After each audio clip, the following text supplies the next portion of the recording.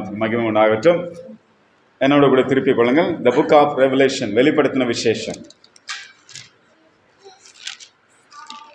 திவ்ய வாசகனாகிய யோவானுக்கு வெளிப்படுத்தின விசேஷம். எல்லாம் திருப்பிக் கொள்ளுங்கள். இன்றைக்கு 4ஆம் வசனத்திலிருந்து 8ஆம் வசனம் வரைக்கும் வாசிக்கிறோம். 4, 5 ஆகிய வசனங்களை இன்றைக்கு நாம் கொஞ்சம் பார்க்கலாம். பிறகு வருகிற வாரத்தில் 6ஆம் வசனம், 7ஆம் வசனம், 8ஆம் வசனத்தையும் நான் பார்க்க போகிறோம். ஏன்னா ஒவ்வொரு வார்த்தைகளும் ஆழமான சத்தியங்கள், ஒவ்வொரு வசனமும் ரொம்ப டீப்பாக அதை நம்ம தியானிக்கும் போது நம்ம ஒவ்வொருக்கும் மிகுந்த பிரயோஜனமாய் தேவன் அதை மாற்றுவார். நான் படிக்கிறேன். ஃபர்ஸ்ட் நான் படிச்சுங்க. யோவான் ஆசியாவில் உள்ள 7 சபைகளுக்கு எழுதுகிறதாவது, இருக்கிறவரும் இருந்தவரும் வருகிறமானவராலும் அவருடைய சிங்காசனத்திற்கு முன்பாக இருக்கிற 7 ஆவிகளாலும் உண்மையுள்ள சாட்சியம் மரித்தோலிருந்து முதற் பிறந்தவரும் பூமியின் ராஜாக்களுக்கு அதிபதியுமாகிய இயேசு கிறிஸ்துவினாலும் உங்களுக்கு கிருபையும் சமாதானமும் உண்டாவதாக. நம்மிடத்தில் அன்பு கூர்ந்து தமது இரத்தத்தினால் நம்முடைய பாவங்களை நம்மை கழுவி நம்முடைய பிதாவாகிய தேவன் முன்பாக நம்மை ராஜாக்களும் ஆசார்களும் ஆக்கின அவருக்கு மகிமையும் வல்லமையும் என்றென்றைக்கும் உண்டாயிருப்பதாக. ஆமேன். இதோ மேகங்களுடனே வருகிறார், கண்கள் யாவும் அவரை காணும், அவரை குத்தினவர்களும் அவரை காண்பார்கள், பூமியின் கோத்திரத்தார் எல்லாரும் அவரை பார்த்து புலம்புவார்கள். அப்படியே ஆகும். ஆமேன். இருக்கிறவரும் இருந்தவரும் வருகிறமாகிய சர்வ வல்லமுள்ள கர்த்தர், நான் அல்பாவும் ஒமேகாவும் ஆதியும் அந்தமா இருக்கிறேன் என்று திருவள்ளுவர் பற்றுகிறார். அருமையான தேவ பிள்ளைகளை, கடந்த நாட்களிலே 1லிருந்து 3 வரைக்கும் வசனத்தை நாம் வாசித்தோம். அதில் சில காரியங்களை உங்களோடு கூட நான் பேசினேன். முக்கியமாக 5 அந்த குறிப்புகளை நான் சொன்னேன். இது போல இந்த புத்தகம் எதற்கெல்லாம் கொடுக்கப்பட்டிருக்கிறது என்று சொல்லி நான் பார்த்தோம். இந்த நாளிலும் பார்க்க போகிறோம். ஆண்டவராகிய தேவன் 4ஆம் வசனத்திலிருந்து கர்த்தர் நம்மோடு கூட பேச போகிறார். யோவான் ஆசியாவில் உள்ள 7 சபைகளுக்கு எழுதுகிறதாவது, ஆசியா என்றால் அதாவது பைபிளில் என்ன சொல்லுகிறது என்றால் சின்ன ஆசியா, மைனர் ஏஷியா அப்படின்னு சொல்லப்படுது. இப்போ பிரசன்ட் வேர்ல்டில் பார்த்தீங்கன்னா துருக்கி பட்டணம், துருக்கி நாடு, அந்த துருக்கி நாட்டில் தான் அந்த காலத்தில் சின்ன ஆசியா என்று சொல்லப்பட்டது. அந்த சின்ன ஆசியாவில் சொல்லப்பட்டுள்ள 7 சபைகளுக்கு எழுதுகிறதாவது என்று சொல்லி ஆண்டுடைய வார்த்தை சொல்கிறது. பாருங்க, தேவனை பற்றி கிரீட் பண்றாரு. ஃபர்ஸ்ட் இதில் நம்ம அறிந்து கொள்ள வேண்டியது கிரீட்டிங்ஸ். இருக்கிறவரும் இருந்தவரும் வருகிறவராலும் அவருடைய சிங்காஸ் முன்பாக இருக்கிற 7 ஆவிகளாலும் என்று சொல்லப்பட்டு, அடுத்து நீங்க பார்த்தீங்கன்னா உண்மையுள்ள சாட்சியம் மரித்தோலிருந்து முதற் பிறந்தவரும் பூமியின் ராஜாக்களுக்கு அதிபதியுமாகிய இயேசு கிறிஸ்துவினால் உங்களுக்கு கிருபையும் சமாதானம் உண்டாவதாக. கிரீட்டிங்ஸ். இந்த கிரீட்டிங்ஸ் அதாவது யோவான் கிரீட் பண்றாரு. அவர் எழுதுகிற அந்த 7 சபைகளுக்கு ஒரு வாழ்த்துதல் சொல்றாரு. எப்படிப்பட்ட வாழ்த்துதல் என்றால், நம்ம சொல்ற வாழ்த்துதல் மாதிரி இல்லை. இந்த வாழ்த்துதல் ரொம்ப ஆழமானவர்கள். இருக்கிறவர் யாரு? நம்முடைய தேவன். இருந்தவர் பாஸ்ட் டென்ஸ்ல, அமேன். இனிமே வரப்போகிறவர் ஃபியூச்சர்ல. அப்போ கடந்த காலத்துல அவர் இருந்தவர், இப்போது நம்மதில் இருக்கிறவர், இனிமே அவர் வரப்போகிற தெய்வம். ஹல்லேலூயா. அது மாத்திரமல்ல, இந்த திரியேக தேவன் பைபிளை பார்க்கும்போது இயேசு கிறிஸ்து உயிர்த்தெழுந்த கிறிஸ்துவாக நம்மதில் அவர் அசைவாடி கொண்டிருக்கிறார். இதுக்கு முன்னாடி அவர் எப்படி இருந்தார் என்றால் வார்த்தையாக இருந்தார். ஆதியிலே வார்த்தை இருந்தது, அந்த வார்த்தை தேவனா இருந்தது. பாருங்க, இது பிதாவாகிய தேவனுக்கும் பொருத்தமா இருக்கும், ஆண்டவராகிய இயேசு கிறிஸ்துக்கும் பொருத்தமா இருக்கும். அப்போ இது யாரை பற்றி சொல்லுகிறது என்றால், பிதாவாகிய தேவன் கிரியேட் பண்றாரு. அதாவது அவரை முன்வைத்து, யோவான் பிதாவாகிய தேவனை முன்வைத்து, இது போல இருந்தவரும் இருந்தவரும் வருகிறவருமானாலும் அவருடைய சிங்காஸ் முன்பாக இருக்கிற 7 ஆவிகளாலும் என்று சொல்லப்பட்டிருக்கிறது. அப்போ இதுல இந்த திரியேக தேவன் இந்த 2 வசனத்துல பாத்தீங்கன்னா ட்ரினிட்டி காட் என்றது வெளிப்படுத்தப்பட்டிருக்கிறது. இன்னைக்கு நிறைய பேர் அதை விசுவாசிக்கிறது இல்லை. இன்னைக்கு பாத்தீங்கன்னா நம்ம விசுவாசிக்கிறது என்னன்னா, பிதா, குமாரன், பரிசுத்த ஆவியானவர். 3 கடவுள்கள் அல்ல, ஒரே தெய்வம் 3 நபராக 3 பர்சனாலிட்டியில இருக்கிறார். ஒரே கடவுள் தான், ஆனால் அவர் பிதாவாகிய தேவனாகவும் ஆண்டவராகிய இயேசு கிறிஸ்துவாகவும் பரிசுத்த ஆவியானவரும் இருக்கிறார். ஆனா இதை மறுதளிக்கிற எத்தனையோ பேர் இருக்காங்க. அவங்க எல்லாம் எப்படி இருக்கிறாங்கன்னா, இல்லைங்க பிதாவாகிய தேவன் கிடையாது, ஆவியானவர் கிடையாது, எல்லாமே இயேசு சுவாமி தான் சொல்லி சர்ச் ஆஃப் ஜீசஸ் கிரைஸ்ட் சொல்லக்கூடிய பலவிதமான கள்ள உபதேசத்துக்குள்ள இன்னைக்கு நிறைய பேர் போய் கொண்டிருக்காங்க. ஆனா அது வெரி ஃபர்ஸ்ட் சாப்டர், முதல் அதிகாரத்திலே திரியேக தேவனை பற்றி யோவான் எழுதுகிறார். இருந்தவரும் இருக்கிறவரும் இருந்தவரும் இனி வரப்போகிறவர். அப்படின்றால் பிதாவாகிய தேவன் அவர் என்றென்றைக்கும் நித்தியமானவர் என்று வேதம் சொல்லி, எவர்லாஸ்டிங் காட். அதாவது நம்முடைய கடவுள் எப்படிப்பட்டவர்னா நித்தியமா இருக்கிறவர். ஆமென். அவருக்கு சாவே கிடையாது. அவர் நீண்ட ஆயுசுள்ள தேவன். அவருக்கு ஆரிஜன் கிடையாது, அவருக்கு ஆரம்பம் கிடையாது, அவருக்கு முடிவு கிடையாது. ஆனால் தான் பின்வரும் வசனங்களிலே நான் அல்பா அண்ட் ஒமேகா என்று சொல்லுகிறார். I M A to set அப்படின்னு சொல்லுகிறார். நானே ஆரம்பம் நானே முடிவு என்று கர்த்தர் சொல்லுகிறார். அப்போ நித்தியமான தேவன், எவர்லாஸ்டிங் காட். ஆனால் தான் அவர் நமக்கு கொடுக்கிற ரட்சிப்பு வந்து எவர்லாஸ்டிங் லைஃப் என்று சொல்லப்பட்டிருக்கிறது, நித்திய ஜீவன் என்று சொல்லப்பட்டிருக்கிறது. அல்லேலூயா. அதுதான் அவர் முன்வைச்சு அந்த வார்த்தை சொல்கிறார். சிங்காசனத்திற்கு முன்பாக இருக்கிற 7 ஆவிகள், the 7 spirits என்று சொல்லப்பட்டிருக்கு. 7 ஆவிகள். அருமையான தேவ பிள்ளைகளை, இந்த 7 ஆவிகள் என்றால் நம்ம வந்து யோசிக்க கூடாது 7 விதமான ஆவி இருக்குது அப்படின்னு சொல்லிட்டு. ஆனா ஒரே ஆவியானவர் தான், ஒரே ஆவியானவர் தான். அவரை பற்றி 7 விதமான characteristics, 7 ministry of Holy Spirit, 7-fold ministry of Holy Spirit. பரிசுத்த ஆவியானவர் 7 ஊழியங்கள், 7 விதமான ஊழியங்கள். இதை பற்றி ஏசாயா தீர்க்கதரிசன புத்தகம் 11ஆம் அதிகாரத்தில் சொல்லப்பட்டிருக்கிறது. எல்லாம் திருப்பிக் கொள்ளுங்க. ஏசாயா 11ஆம் அதிகாரம், அதுல 7 விதமான ஆவியை பற்றி சொல்லப்பட்டிருக்கு. 7 ஆவிகள் என்றால் ஆவியானவர் வந்து 7 என்று நினைக்க வேண்டாம், நம்பர்ஸ் கிடையாது. அதாவது 7 ஆவி கிடையாது, ஒரே ஆவியானவர் தான். சரிங்களா? ஒரே ஆவியானவர் 7 விதமான ஊழியங்கள் அல்லது 7 characteristics of the Holy Spirit. 7 விதமான தன்மைகள் ஒரே ஆவியானவர்கள். இந்த மெனோரா பாக்குறீங்க இல்லைங்களா? இந்த மெனோரா, அதாவது நடுவுல ஆவியானவர், the Spirit of the Lord, தேவ ஆவியானவர். அப்போ 3 அகல்கள் இருக்குது இல்லைங்களா? 3 பிரான்ச்சஸ் இருக்கு. இந்த பக்கம் 3, இந்த பக்கம் 3, 6. அப்போ ஆவியானவருடைய கிரியைகள் என்னென்ன, அவர் எப்படிப்பட்ட ஊழியங்களை விசுவாசிக்குள்ள செய்கிறார், என்னெல்லாம் அவர் செய்கிறார் என்பதை ஏசாயா தீர்க்கதரிசன புத்தகம் 11ஆம் அதிகாரம் சொல்லுகிறது. வாசிங்க 2ஆம் வசனம். ஞானத்தையும் உணர்வையும் அருளும் ஆவியும் ஆவியும் பயப்படுற பயத்தையும் ஆவியும் கர்த்தருடைய ஆவியானவர் அவர் மேல் தங்கியிருப்பார். அப்போ சென்ட்ரல் மெனோரா தான் இதுக்கு சரியான எக்ஸாம்பிள். அந்த குத்து விளக்கு என்று சொல்றோம் இல்லைங்களா? 7 குத்து விளக்கு மத்தியில வாசம் பண்ணுகிற ஆண்டவர், நம்முடைய ஆண்டவர் 7 குத்து விளக்கு மத்தியில வாசம் பண்ணுகிறவர். அப்போ அந்த 7 குத்து விளக்கு இந்த 7 ஆவிகள் காட்டுகிறது. இந்த 7 ஆவிகள் என்றால் 7 தன்மை கொண்ட பரிசுத்த ஆவியானவருக்குள்ள 7 விதமான கிரியைகள் நடந்து கொண்டிருக்கிறது. என்ன அது என்று சொன்னால், முதலில் ஆவியானவர், the Spirit of the Lord, ஆவியானவர். அவருக்குள்ள பாருங்க, ஞானத்தையும் உணர்வையும் அருளும் ஆவியும், ஞானம் உணர்வு. 2வது வந்து ஆலோசனையும் பலனையும் அருளும் ஆவி. அறிவும் கர்த்தருக்கு பயப்படுற பயத்தை அருளும் ஆவி. மொத்தம் எத்தனை இருக்குங்க? 6 இருக்கு. சரிங்களா? 6 இருக்கு. ஞானம் விஸ்டம், உணர்வு அண்டர்ஸ்டாண்டிங், இங்கிலீஷ்ல அண்டர்ஸ்டாண்டிங். அடுத்து கவுன்சில் ஆலோசனை. அது மாத்திரமல்ல பலன், மைட்டி என்று சொல்லப்பட்டிருக்கு. மைட்டினா பவர், பலன் என்று சொல்லப்பட்டிருக்கு. அடுத்து அறிவுனா நாலேஜ். பாருங்க, உணர்வுக்கும் அறிவுக்கும் வித்தியாசம் உண்டு. உணர்வு என்றால் அண்டர்ஸ்டாண்டிங், உணர்ந்து கொள்வது, புரிஞ்சு கொள்வது. ஆனா நாலேஜ் என்பது அறிவை அதை காட்டுகிறது. கர்த்தருக்கு பயப்படுற பயம், ஃபியர் ஆஃப் த லார்ட். அப்போ இதெல்லாம் வந்து ஒரே ஆவியானவர் இதை விசுவாசிக்குள்ள வரும்போது இந்த காரியங்களை அவர் செயல்படுத்துகிறார். சரிங்களா? அப்போ வந்து ஆண்டவர் வந்து நமக்கு ஃபர்ஸ்ட் என்ன கொடுக்குறாரு?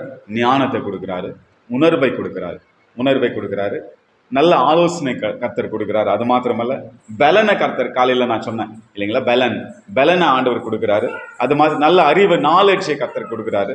அது மாத்திரமல்ல பயம், கர்த்தருக்கு பயப்படுற பயத்தை கொடுக்குறாரு. அப்போ இதுதான் 7 ஆவிகள். ஸோ 7 ஆவிகள் என்றால் 7 ஆவி இருக்குதுன்னு நினச்சிக்காதீங்க. 7 தன்மைகள், கேரக்டரிஸ்டிக்ஸ் அல்லது 7 விதமான ஊழியங்கள். பாருங்க, பிதாவாகிய தேவனை முன்னிட்டு யோவான் 7 சபைகளுக்கு வாழ்த்தை சொல்லுகிறார். இப்போ ஆவியானவரை முன்னிட்டு 7 சபைகளுக்கு வாழ்த்தை சொல்லுகிறார். அடுத்த வசனம் சொல்லுகிறது, உண்மை உள்ள சாட்சியம், மரித்தோரிலிருந்து முதற் பிறந்தவரும் பூமியின் ராஜாக்களுக்கு அதிபதியுமாகிய இயேசு கிறிஸ்துவினால் உங்களுக்கு கிருபையும் சமாதானமும் உண்டாவதாக. வாழ்த்துதல் பாருங்க, இதுதான் கடைசியில. இப்போ இயேசு கிறிஸ்துவை முன்னிட்டு வாழ்த்துதல் சொல்லுகிறார். யாரு? யோவான். ஃபர்ஸ்ட் ஃபாதர் காட், பிதாவாகிய தேவனை முன்னிட்டு வாழ்த்துதல் சொன்னார். ரெண்டாவது 7 ஆவிகள் என்று சொல்லி ஆவியானவரை த ஃபைனல், அதாவது கடைசி நபர் யாரு? திரியேக தெய்வத்துடைய கடைசி நபர் யாரு? ஆவியானவர். மூன்றாவது நபர் அவரை வச்சு வாழ்த்தை சொல்றாரு. இப்ப இயேசு கிறிஸ்துவை வச்சு வாழ்த்தை சொல்றாரு. உண்மையுள்ள சாட்சியும், மரித்தோரிலிருந்து முதற் பிறந்தவரும், பூமியின் ராஜாக்களுக்கு அதிபதியுமாக இயேசு கிறிஸ்துவினால் உங்களுக்கு கிருபையும் சமாதானமும் உண்டாவதாக. 3 குறிப்பு இயேசுசாமியை பற்றி சொல்லுகிறது. இந்த 3 குறிப்புகளை வைத்து யோவான் என்ன பண்றார்? கிரீட் பண்றார், ஜனங்களை கிரீட் பண்றார். அவர் எழுதுற அந்த ரெசிபியன்ட் யாருக்கு எழுதுறாரோ அவங்களுக்கு அவர் கிரீட் பண்றாரு. என்ன சொல்றாருன்னா, உண்மை உள்ள சாட்சி, ஆண்டவராகிய இயேசு கிறிஸ்து உண்மை உள்ள சாட்சி, நம்பர் 1. ரெண்டாவது, மரித்தோரிலிருந்து அவர் முதற் பிறந்தவர். மூன்றாவது, பூமியின் ராஜாக்களுக்கெல்லாம் அவர் அதிபதி, அவர் ஆளுகை செய்கிறவர் என்று சொல்றார். அல்லேலூயா. உண்மை உள்ள சாட்சி. நம்முடைய ஆண்டவராகிய இயேசு கிறிஸ்து உண்மை உள்ளவருங்க. அவர் உண்மை உள்ளவர்.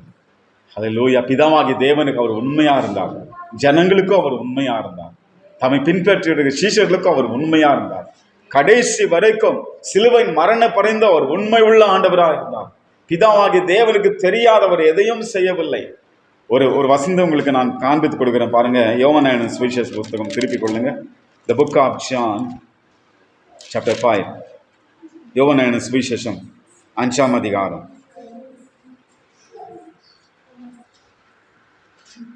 19ஆம் வசனத்தை நான் வாசிக்கிறேன் பாருங்க. யோவான் 5:19. John, the Gospel of John 5:19.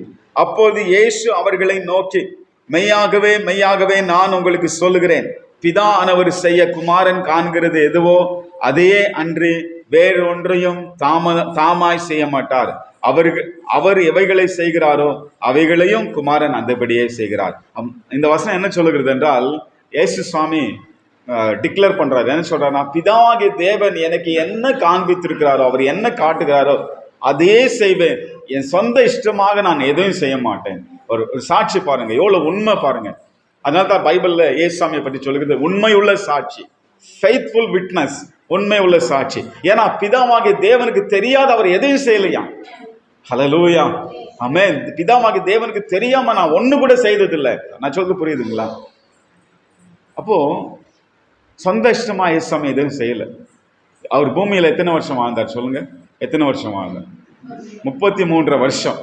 3 வருஷம் ஊழியம் செய்தார். அந்த 3 வருஷம் ஊழியத்துல சொந்த இஷ்டமா எதையும் அவர் செய்யல. பிதாவாகிய தேவன் என்ன சொன்னாரோ, எதை காண்பித்தாரோ அதை தான் அவர் செய்து முடிச்சார். ஞானஸ்தானம் எடுத்ததுல இருந்து அவர் மரிக்கிற வரைக்கும் பிதாவாகிய தேவன் என்னெல்லாம் கட்டளை கொடுத்தார், என்னெல்லாம் அவர் காட்டினார், அதையே செய்தார். சொந்த இஷ்டமா எதையும் செய்யவில்லை. அதனால தான் கெத்செமனே தோட்டத்துக்குள்ள, பிதாவே உனக்கு சித்தமானால் இந்த பாத்திரம் என்னை விட்டு நீங்கபடி செய்யும், ஆகிலும் இது என்னுடைய சித்தத்தின்படி அல்ல, உங்க சித்தத்தின்படியே ஆக கடவுது. அடுத்து நீங்க பாத்தீங்கன்னா, மரித்தோரிலிருந்து முதல் பிறந்தவர். மரித்தோரிலிருந்து முதல் பிறந்தவர் அப்படி என்றால் என்ன? ஃபர்ஸ்ட் பார்ன் ஃப்ரம் டெத், அதாவது டெட், உயிர் தெழுந்ததுல இயேசு சாமி தான் முதல் பிறந்தவர். முதல் பிறந்தவர் என்றால் அவருக்கு டேட் ஆஃப் பர்த் இருக்குதுன்னு நினைச்சுக்காதீங்க, சரிங்களா? அவர் சர்வ வல்லமுள்ள தேவன். இயேசு சாமி இந்த உலகத்தில் பிறந்தார் என்ற ஒரு நாள் இருக்கிறது. ஆனா அந்த உலகத்துல மனுஷனார் வந்தார் என்று தான் அதுக்கு அர்த்தம். மனுஷனா அவதரித்து வந்தார் என்பதற்கு ஒரு நாள் இருக்குது. ஆனா கடவுள் அவர், தெய்வம் அவர். அவருக்கு ஒரு நம்மளை படிச்சார் பாருங்க. நம்ம ஒரு நாள் இந்த உலகத்துல பிறந்திருக்கிறோம் இல்லையா? நம்மளுக்கு ஒரு டேட் ஆஃப் பர்த் இருக்குது. இந்த வருஷத்துல பிறந்தோம், இந்த நாள்ல பிறந்தோம், இந்த மாசத்துல பிறந்தோம் இருக்குது இல்லையா? அந்த மாதிரி ஆண்டவராக இயேசு கிறிஸ்து, இந்த வார்த்தை அந்த மாதிரி கிடையாது. முதல் பிறந்தவர் என்றால் அர்த்தம் என்னன்னா, உயிர் தெழுந்ததுல முதலில் உயிர் தெழுந்தவர் அவர் தான். அல்லேலூயா. இதைத்தான் ஜெகோவா விட்னஸ் என்ன எடுப்பாங்கன்னா, அவங்க சொல்லுவாங்க முதல் பிறந்தவர் இயேசு. அதனால சிருஷ்டிகர் கிடையாது, அவர் சிருஷ்டி. பிதாவாகி தேவன் அவரை படைச்சான். முன்ன மாதிரி என்ன மாதிரி அவர் ஒரு ஆளு, ஒரு ஏஞ்சல் பீயிங், அல்லது ஒரு சிருஷ்டிப்பு, ஒரு கிரியேஷன் அப்படின்னு சொல்லுவாங்க. ஆனா ஆண்டவராக இயேசு கிறிஸ்து கிரியேஷன் கிடையாது, அவர் கிரியேட்டர். அல்லேலூயா. அவர் சிருஷ்டிப் கிடையாது, சிருஷ்டிகர், நம்மை படைத்த தேவன். ஏன் முதல் பிறந்தவன்னா, இன்னும் ஒரு வசனத்தை படிச்சு பாருங்க, அப்போ உங்களுக்கு புரியும். எல்லாம் திருப்பிக் கொள்ளுங்க. 1 கொரிந்தியர் 15ஆம் அதிகாரம் 1 கொரிந்தியர் 15ஆம் அதிகாரம்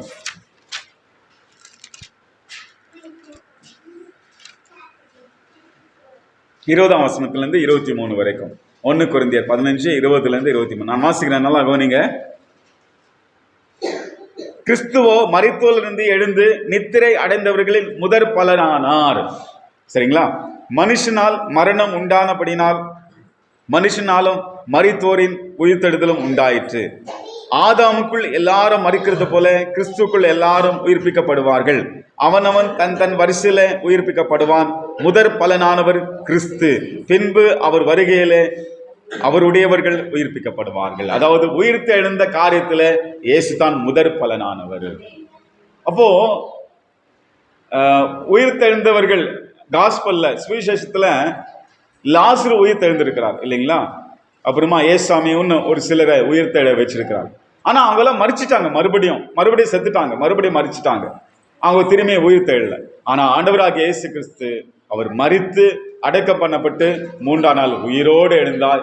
உயிரோடு எழுந்தவர்களுக்கெல்லாம் அவர் முதற் பலனாய் மாறார். அதனால்தான் பவுல் சொல்லுகிறார், என்ன சொல்லுகிறார்? ஆதாமுக்குள் எல்லாரும் மரிக்கிறது போல கிறிஸ்துக்குள் எல்லாரும் உயிர்ப்பிக்கப்படுவார்கள்.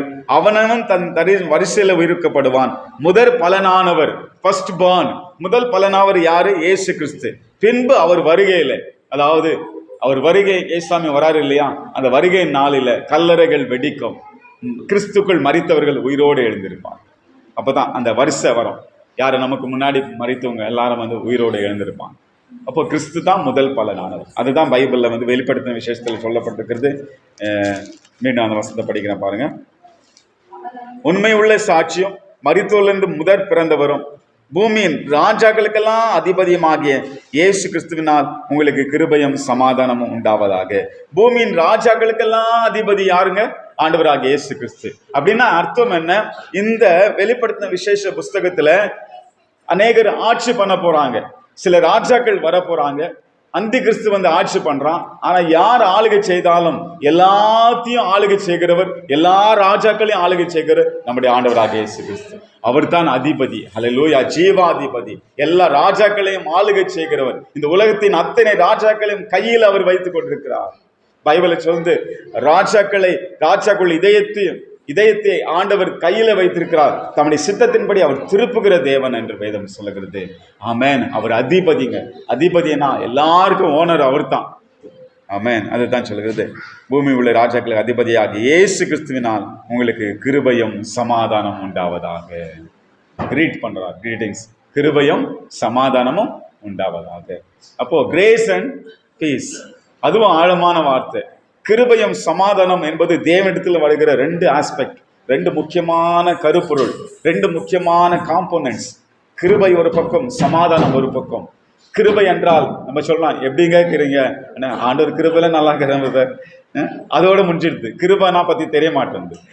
கிருபை என்றால் தேவன் கொடுக்கிற பலன், சக்தி. அது ஒரு என்னேபிள்மெண்ட் பவர்.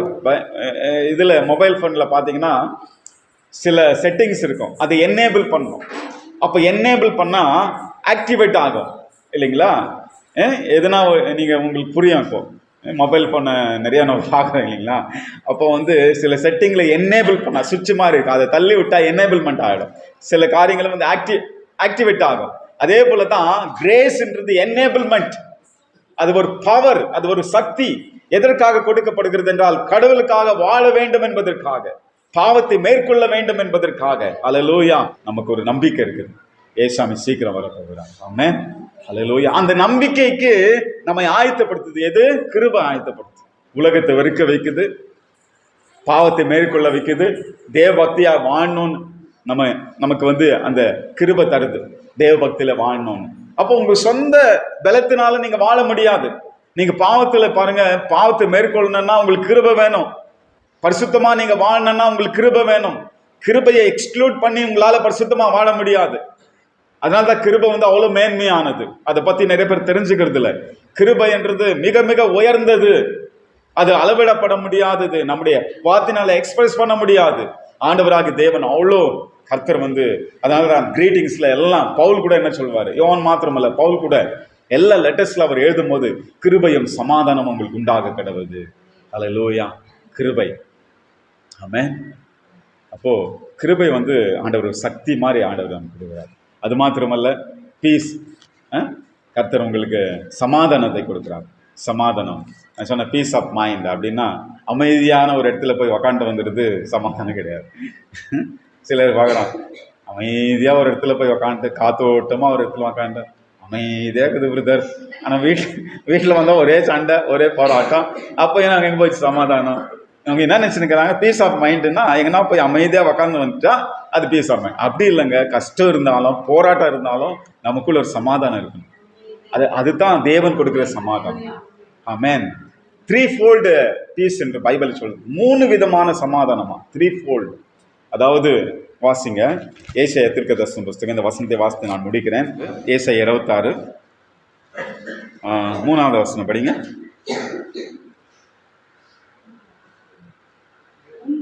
உம்மை உறுதியாய் பற்றி கொண்ட மனதுடையவன் உம்மையே நம்பியிருக்கிறபடியால் நீர் அவனை அண்டர்லைன் பண்ணுங்க, பூரண சமாதானத்துடன் காத்து கொள்வீர். உம்மை உறுதியாய் பற்றி கொண்ட மனதுடையவன் யாரோ அவன் உண்மையே நம்பியிருக்கிறபடினால் நீர் அவனை எப்படி காத்துக்கொள்கிறான்? பூரண சமாதானத்துடன். பூரண சமாதானம் என்ன? Perfect piece. அப்படின்னு என்றால்னா ட்ரையாங்கிள் நீங்க பாத்தீங்கன்னா 3-fold பீஸ். அப்படின்னா தேவனோடு இருக்கிற சமாதானம், மனுஷனோடு இருக்கிற சமாதானம், மனசாட்சியில சமாதானம். சரிங்களா? உள்ளுக்குள்ள சமாதானம் இருக்கும் பாருங்க. அப்படின்னா நம்ம ஹார்ட்டில் ஒரு சமாதானம் இருக்கும். எவ்வளவுதான் பிரச்சனை வந்தாலும் கடவுள் பார்த்துக்கிறார், ஒரு சமாதானம். ஜெபம் பண்ணிட்டு முடிச்ச பிறகு ஒரு சமாதானம் இருக்கும். தேவனோடு இருக்க சமாதானம் என்ன? நான் ஆண்டவரும் நானும் இணைஞ்சிட்டேன், இனி ஆண்டவருக்கு நான் எதிரி கிடையாது. ஆனா ஒரு காலத்துல நம்ம எதிரியா இருந்தோம். பைபிள் சொல்றது we were enemy of God. நம்ம ஒரு காலத்துல ஆண்டவருக்கு எனிமியா இருந்தோம். ஏன்னா பாவம் செய்துட்டோம். ஆனா ஏசாமி நமக்காக இந்த உலகத்துல மரிச்சதுனால பிதாவையும் நம்மையும் இணைத்து விட்டார். ஏசாமி ஒரு மீடியேட்டர். அவர் மத்தியஸ்தரா இருந்து உலகத்தையும் பிதாவாகி தேவனும் கடவுளையும் உலகத்தையும் இணைச்சிட்டார். சரிங்களா? நம்ம இணைத்து விட்டார். ஆமென். அல்லேலூயா. புரியுதுங்களா? நம்ம இணைத்து விட்டார். தேவனோடு இருக்கிற சமாதானம், மனுஷனோடு இருக்கிற சமாதானம். சரி, அந்த வசனத்தை படிங்க. எபிரேயர் 12:14 வசனம்.